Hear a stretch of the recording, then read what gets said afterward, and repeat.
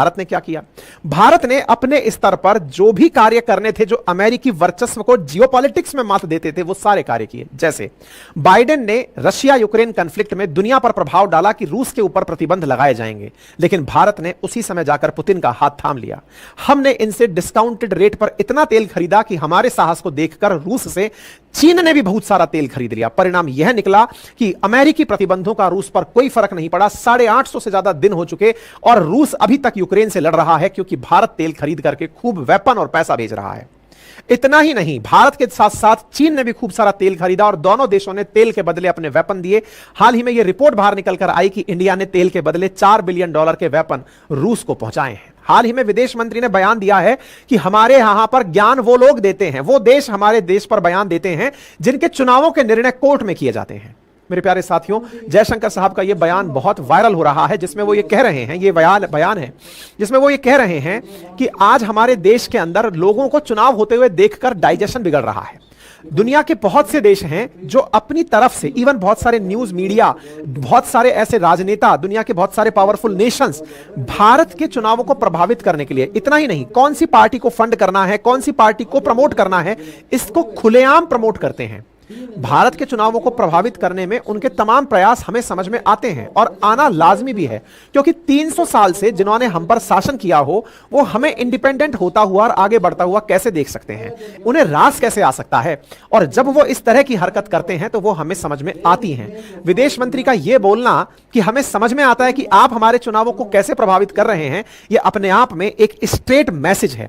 इन्होंने हाल ही में अपने द्वारा कोलकाता में अपनी पुस्तक वाई भारत मैटर्स के बांग्ला संस्करण के दौरान अपने प्रोग्राम में जवाब देते हुए कहा, इन्होंने पश्चिमी मीडिया के कुछ खास लोगों को ही देश की सत्ता संभालते हुए देखना चाहती है, यह बयान भी दिया। जब ऐसा नहीं होता तो यह उन्हें पसंद नहीं आता। वे अपनी चुनाव कवरेज में खुले तौर पर कुछ लोगों का समर्थन करते हैं, और तो और पश्चिमी मीडिया भारत के कई राजनेताओं की गलत इमेज छापती है, विज्ञापन तक करती है, क्योंकि वो कुछ लोगों को प्रमोट होते हुए देखना चाहते हैं।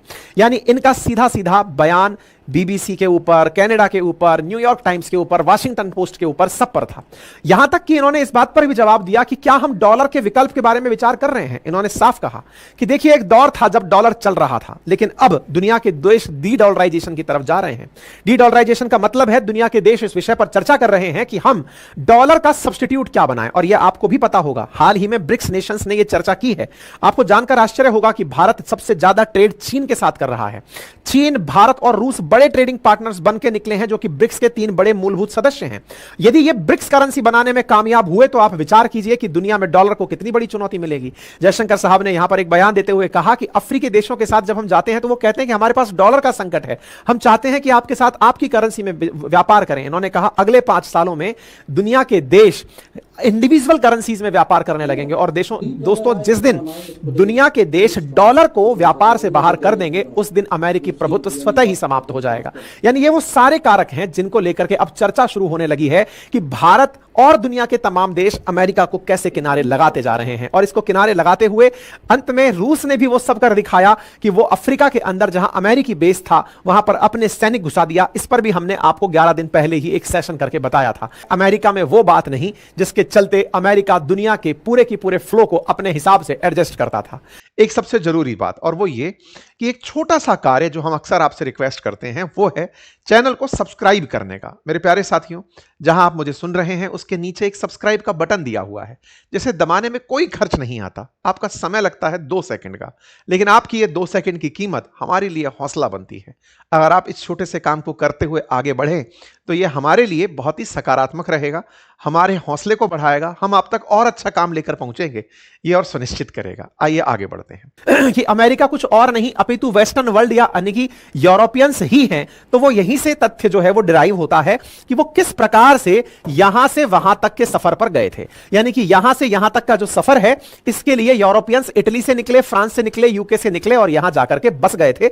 ये वो दौर था, इसको क्रॉस करके ये लोग गए थे। कोई बात नहीं साहब, इंडिया की तलाश में गए थे लेकिन एक नया कॉन्टिनेंट इनको मिल गया। धीरे धीरे ये लोग यहां जाकर आपस में ही झगड़ना शुरू कर दिए, आपस में झगड़ना शुरू कर दिए, यहां के बड़े क्षेत्रों को कब्जाना शुरू कर दिए। थे तो सारे के सारे ये लोग व्यापारी और लुटेरे ही, यहां जाकर अपना प्रभुत्व की लड़ाई लड़ने लगे, आपस में लड़ाइयां शुरू होने लगी। लड़ाइयों का अंत यह निकला कि 1783 के अंदर यहां पर अमेरिका में रह रहे जो ये लोग थे यूरोपियंस, इन्होंने खुद से ब्रिटेन से अपनी आजादी मांग ली। देखो, ब्रिटिशर्स यहां से निकलकर यहां पर राज किए, ब्रिटिशर्स यहां से निकलकर अपन पर राज किए, और तो और ब्रिटिशर्स यहां से निकलकर ऑस्ट्रेलिया पर राज किए, ब्रिटिशर्स यहां से निकलकर अफ्रीका पर राज किए। मतलब आप यह सोचिए कि ब्रिटिशर्स ने दुनिया भर में राज किया है। यहां ऑस्ट्रेलिया आज जो आप देखते हो वो है कौन? वो ब्रिटिशर्स ही हैं। अमेरिका में जिन्हें देखते हो अधिकांश लोग ब्रिटिशर्स हैं। इस तरह से यहां के लोग जो यहां गए उन्होंने ब्रिटेन से ही स्वतंत्रता मांग ली कि हम अलग रहना चाहते हैं। 1783 के अंदर अमेरिका आजाद हो गया। जब इंडिया में प्रभुत्व फैलना भी शुरू नहीं हुआ था उससे पहले अमेरिका आजाद हो गया था। 1787 में अमेरिका ने अपना संविधान बना लिया, 1789 में लागू कर दिया, जॉर्ज वाशिंगटन को पहला राष्ट्रपति बना दिया। अब आप पूछेंगे ये सब आप हमें क्यों बता रहे हो? मैं आपको केवल इसलिए बता रहा हूं ताकि आपको यह पता चले कि अमेरिका असल में है कौन। आपको जो लगता है कि अमेरिका वाले कहीं और से निकलकर आ गए, नहीं, अमेरिका में सारे माइग्रेंट्स ही भरे हुए हैं और विशेष रूप से यूरोपियंस भरे हुए हैं जो वहां पर कब्जा जमाए हुए हैं। 4 जुलाई 1776 को आजादी के घोषणा पत्र पर अमेरिका से संयुक्त राज्य अमेरिका बनने की घोषणा हो जाती है। जॉर्ज वाशिंगटन राष्ट्रपति थे जो बन गए यहां पे। धीरे धीरे अमेरिका ने अपने पैसे से आसपास के क्षेत्र खरीदने शुरू किए। खरीदने में अमेरिका ने लुइसियाना जो है उसको फ्रांस से खरीदा, 1819 में स्पेन से फ्लोरिडा खरीदा, 1845 में टेक्सास को खरीदा, 1848 में मैक्सिको पर कब्जा किया, 1867 में अलास्का को खरीदा। यानी कि जो आज आप अमेरिका 50 राज्यों से बना हुआ देखते हैं उसे अमेरिका ने बकायदा या तो खरीदा या कब्जा किया, तब जाकर एक संयुक्त अमेरिका बनकर आया। 1867 में जाकर जो अलास्का आज आप देखते हैं यह रहा अलास्का का एग्रीमेंट, और यह वाला हिस्सा रूस से ही खरीदा था अमेरिका ने। ठीक है साहब, चलिए, तो अमेरिका का इतिहास कैसे अमेरिका बना वहां तक आप लोग पहुंच गए। अब क्या हुआ? कालखंड निकलता गया, अमेरिका में रहने वाले लोग अमेरिकी वर्चस्व की लड़ाई लड़ते रहे, धीरे धीरे पैसे कमाने पर शुरुआत हुई। हम सीधा कट टू द पॉइंट अब वर्ल्ड वॉर के एरा में आते हैं। फर्स्ट वर्ल्ड वॉर हुआ। फर्स्ट वर्ल्ड वॉर के तरफ एक तरफ रूस, ये ब्रिटेन और फ्रांस खड़े थे, दूसरी तरफ इटली और जर्मनी खड़े थे। इन दोनों के युद्ध में अमेरिका गए हुए ब्रिटिशर्स जो अब अमेरिकी कहलाते थे वो अपने लेवल पर असलाह बना बनाकर इन लोगों को लड़ने के लिए देते रहे। परिणाम यह निकला कि अमेरिका में पैसा जाता रहा और ये लोग लड़ लड़ के बर्बाद होते रहे। इसकी और मजबूती यह निकली कि उस समय अमेरिका का मार्केट 44 महीने तक एकदम हाई बना रहा, यानी कि शेयर मार्केट इस युद्ध के अंदर अमेरिका का सबसे ऊंचाइयों को छूता रहा। सेकेंड वर्ल्ड वॉर में तो अमेरिका ने रहा सहा कसर ना केवल वेपन बेचकर बल्कि जापान पर परमाणु बम गिराकर पूरी तरह से दुनिया को अपने नीचे झुकाकर खड़ा कर दिया कि देखिए दुनिया पर राज करने वाले लोग हम ही हैं। तो सेकेंड वर्ल्ड वॉर 1945 को जब खत्म हुआ तो विजेता राष्ट्रों में जहां अमेरिका, यूएसएसआर, फ्रांस और यूके बैठे हुए थे, यूएसएसआर अमेरिका से इस बात पर नाराज हो गया कि यार आपने परमाणु बम बनाया और हमें बताया तक नहीं, आपने हिरोशिमा नागासाकी पर बम गिराया, हमें बताया तक नहीं, हम आपके साथ 6 साल से युद्ध लड़ रहे हैं, आपके साथ मिलकर के हम जर्मनी को, इटली को, जापान को हराने का युद्ध लड़ रहे हैं, आपने जाकर बम गिरा दिया और हमें कोई सूचना ही नहीं है। इस बात पर नाराजगी हुई और इसी नाराजगी को कोल्ड वॉर के नाम से जाना जाता है। अमेरिका तब तक वेपन बेचकर इतना पैसा कमा चुका था कि यूएसएसआर को हराने के लिए एक विचारधारा की लड़ाई शुरू करी, और उस विचारधारा की लड़ाई में यूएसएसआर जहां साम्यवादी विचारधारा लेके निकला, अमेरिका पूंजीवादी विचारधारा लेके निकला। दोनों आपस में झगड़ने लगे। झगड़ने के लिए फ्रंट में एक दूसरे के तो कोई नहीं आया क्योंकि दोनों एक दूसरे की ताकत से अवगत थे, लेकिन दुनिया के देशों को लड़ाना शुरू किया। उसी में भारत पाकिस्तान का लड़ना, जापान और कोरिया का लड़ना, दुनिया भर के देशों का आपस में भिड़ना उसी का परिणाम था। परिणाम यह निकला कि धीरे धीरे अमेरिका और रूस एक दूसरे के सामने झगड़ते झगड़ते रूस इतना कमजोर पड़ गया कि वर्ष 1991 में यूएसएसआर यानी सोवियत रूस टूटकर 15 देशों में बंट गया। उनमें से सबसे बड़ा देश रूस बना। 1991 में रूस बनकर बैठ गया। आज जो आप रूस देखते हैं वो 1991 में कोल्ड वॉर खत्म होने के बाद बना हुआ रूस है।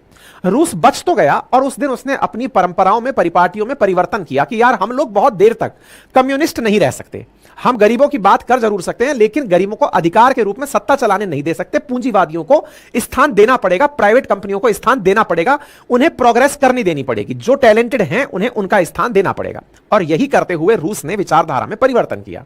रूस की विचारधारा में परिवर्तन और इधर जापानी आतंक से मुक्त हुआ चीन माओ जेडोंग के नेतृत्व में तेजी से आगे बढ़ने लगा। माओवाद को लेकर जो चीन आगे बढ़ रहा था, यह किसी ने नहीं सोचा था कि एक समय पर आजाद हुआ भारत और चीन इतना ज्यादा एक दूसरे से पिछड़ जाएंगे। आज चीन जहां खड़ा हुआ है, भारत उसके मुकाबले कई गुना नीचे खड़ा हुआ है। लगभग 4 टाइम्स तो हम चीन से पीछे हैं।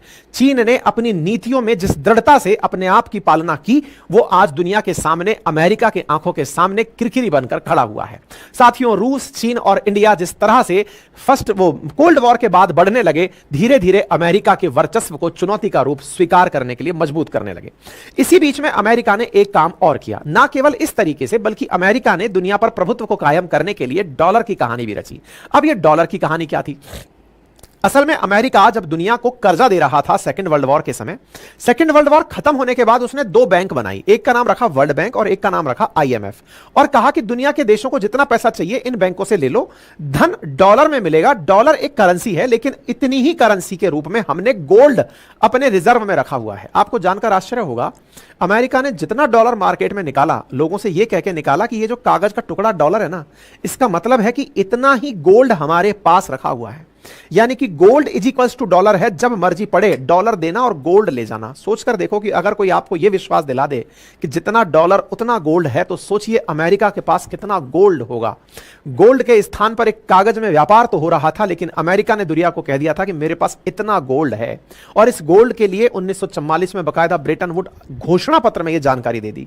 यह तो 1971 के अंदर जब अमेरिका के राष्ट्रपति ने गोल्ड वर्सेस डॉलर की कन्वर्टेबिलिटी जब बंद की, तब जाकर डॉलर थोड़ा सा कमजोर पड़ा। अदरवाइज 1971 तो डॉलर, मतलब यह समझिए कि डॉलर और गोल्ड एक ही बात मानी जाती थी। ठीक है साहब, दुनिया भर के अंदर आप यह मानकर चलिए कि जो व्यापार होता है, उस व्यापार का लगभग 90% ट्रेड डॉलर में ही होने लगा। मतलब इतना ज्यादा डॉलर ही डॉलर चलने लगा, क्योंकि सब तरफ गोल्ड का ही पर्याय बन चुका था डॉलर। बाकी प्रयास किया है हमने सारी खबरों को आप तक पहुंचाने का। आप इस विषय पर क्या सोचते हैं, कमेंट बॉक्स में जरूर बताएं। हमारी रिसर्च और हमारा प्रयास पसंद आया हो तो एक छोटा सा प्रयास हमारे लिए भी कर दीजिए कि हम आप लोगों के लिए दिन पे दिन बेहतरीन कंटेंट, वेल रिसर्च कंटेंट लेकर आते हैं और आपको YouTube का एक स्टैटिक्स दिखाते हैं। संभवतया आपको मेरी अपील का कोई मतलब समझ में आएगा। साथियों, मैं अक्सर आपसे कहता हूं कि आप में से जो लिसनर्स हैं मेरे, उनमें से 44% लिसनर ऐसे हैं जिन्होंने हमारे सेशन को सब्सक्राइब नहीं किया है, चैनल को सब्सक्राइब नहीं किया। ये YouTube का एल्गोरिदम है जो मैं आपको दिखा रहा हूं। 44%, लगभग आधे लोग ऐसे हैं जो हमारा सेशन सुनते हैं, लेकिन सुनने के बाद भी बिना सब्सक्राइब किए चले जाते हैं। ऑन एन एवरेज मेरा सेशन 20 मिनट से ऊपर का होता है, लेकिन सब्सक्राइब करने में फ्रैक्शन ऑफ सेकंड, लगभग 0.19 सेकंड लगता है क्लिक करने में, जिसका कोई चार्ज नहीं है। लेकिन फिर भी आप मेरी अगर सुनवाई नहीं करते तो यह थोड़ा दुख देता है। अगर आप सहयोग करते हैं जिससे कि हमारा मोटिवेशन बढ़े, तो हमारे लिए बहुत ही अच्छा रहेगा। खैर, यह सत्य है, बाकी आपकी मर्जी है।